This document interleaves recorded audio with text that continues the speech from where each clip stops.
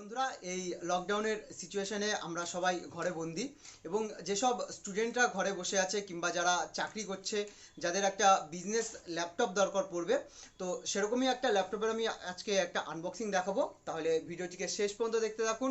নমস্কার বন্ধুরা, আমি সৌরভ আর আপনারা দেখছেন এক্সুটেক। চলুন শুরু করি।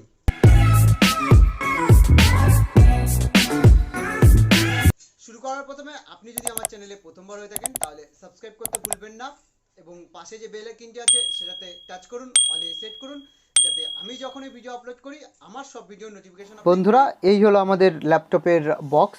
তো আমি এই ল্যাপটপের বক্সের ভেতর থেকে আমাদের যে ল্যাপটপটা সেটাকে বার করব। তো এর জন্য আমাকে এর যে সিলটা আছে তো সেই সিলটাকে প্রথমে ব্রেক করতে হবে। তো আমি এই সিলটাকে প্রথমে ব্রেক করে নিই।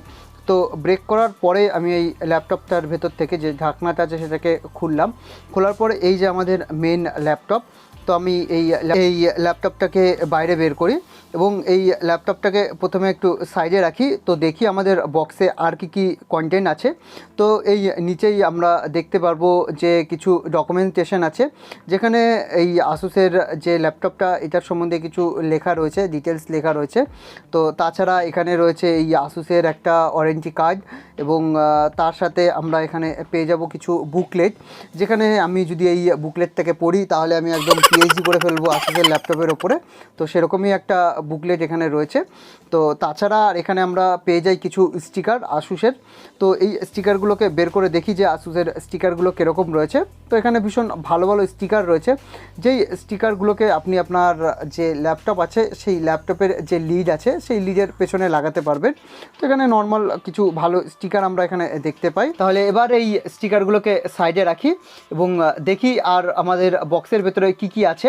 তো এখানে যে বাঁদিকে আছে সেখানে আমরা একটা দেখতে পারবো একটা অ্যাডাপ্টার, যেটা একটা 65 ওয়াটের ফাস্ট অ্যাডাপ্টার, যেখানে আসুস ক্লেম করে 59 মিনিটে আমরা 80% চার্জ আমরা এখানে দেখতে পারবো এই অ্যাডাপ্টারের সাহায্যে।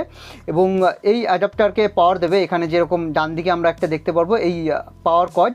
তো এই পাওয়ার কর্ডটা আমাদের এই অ্যাডাপ্টারের সাথে কানেক্ট করতে হবে এবং কানেক্ট করে আমাদের এই অ্যাডাপ্টারটা দিয়ে আমাদের ল্যাপটপটাকে চার্জ করতে হবে।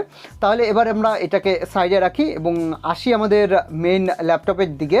আমাদের এই ল্যাপটপটা এই হোয়াইট কালারের পাউচের মধ্যে রয়েছে। তো আমি এই পাউচটা থেকে বার করি। তো যে কেউ দেখলে এই ল্যাপটপের কালারটা দেখে সঙ্গে সঙ্গে প্রেমে পড়ে যাবে এবং এই ল্যাপটপের কালারটা অসাধারণ কালার। আমি এই কালারটার জন্য অনেক দিন ধরে ওয়েট করছি এবং যে কেউ দেখেই প্রথম লুকেই ভাববে যে অনেক হাইফাই, মানে অনেক প্রিমিয়াম লুক এবং অনেক প্রিমিয়াম প্রাইস এই ল্যাপটপটার। তো এই ল্যাপটপটার এই ওপরের দিকে দেখুন কিছু হাইলাইটিং ফিচার্স দেওয়া রয়েছে, অল ডে ব্যাটারি লাইফ, তারপরে যে পাখাটা আছে সেটা ভীষণ ভালোভাবে এয়ার ফ্লো করবে। তো এইভাবে এখানে এবং এখানে যে 40% যেটা রয়েছে সেটা হচ্ছে i5 10 জেনারেশনের থেকে i5 11 জেনারেশন, এটা 40% বেটার পারফরমেন্স দেবে। এবার আমাদের যে ল্যাপটপ আছে এটার কনফিগারেশনের দিকে আসি। তো এখানে আমরা লেটেস্ট 11 জেনারেশন i5 প্রসেসর আমরা এখানে দেখতে পাই এবং এখানে লেটেস্ট ইন্টেলের আইরিক্স এক্সি গ্রাফিক্সের আমরা সাপোর্ট এখানে দেখতে পাই। তো এটা যদি আমরা কম্পেয়ার করি i5 10 জেনারেশনের থেকে তাহলে এটা 40% বেটার পারফরমেন্স দেবে। এবং এবার যদি এর ডিসপ্লের দিকে আসি তাহলে এখানে 14 ইঞ্চির একটা LED display, full HD 100% RGB কালারের একটা ডিসপ্লে দেখতে পাই। এখানে আমরা 8 জিবির র্যামের সাপোর্ট দেখতে পাই, এই র্যামটা আপগ্রেডেবল নয়।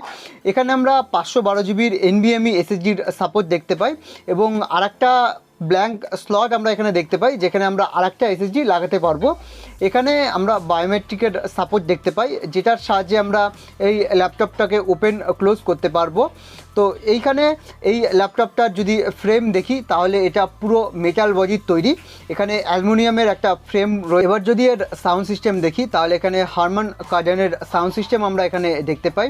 এই স্পিকারটা যথেষ্ট লাউড এবং যথেষ্ট ভালো স্পিকার এবং এখানে আমরা সব রকমের পোর্ট দেখতে পাই। এখানে আমরা 2.1 এর দুটো পোর্ট দেখতে পাবো এবং 3.2 এর একটা পোর্ট দেখতে পারবো।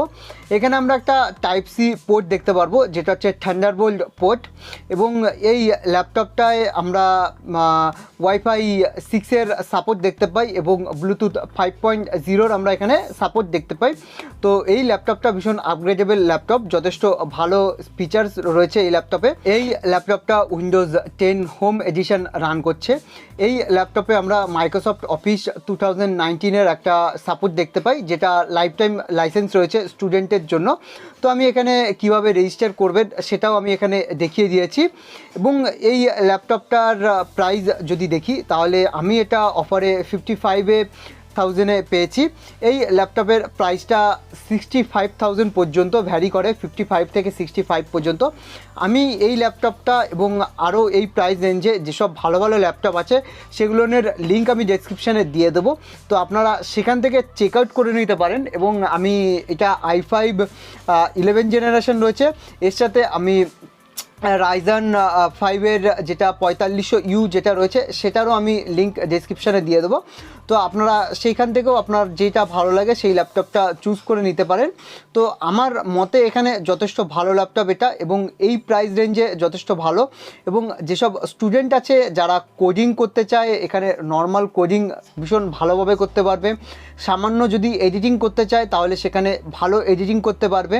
এবং এখানে যদি গেম খেলার কথা যদি বলি তাহলে এখানে নর্মাল গেম মানে GTA 5 একদম ভীষণ ভালোভাবে খেলতে পারবে। এবং বাদবাকি যেসব গেমগুলো আছে সেই গেমগুলো মিডিয়াম সেটিংসে ভীষণ ভালোভাবে খেলতে পারবে।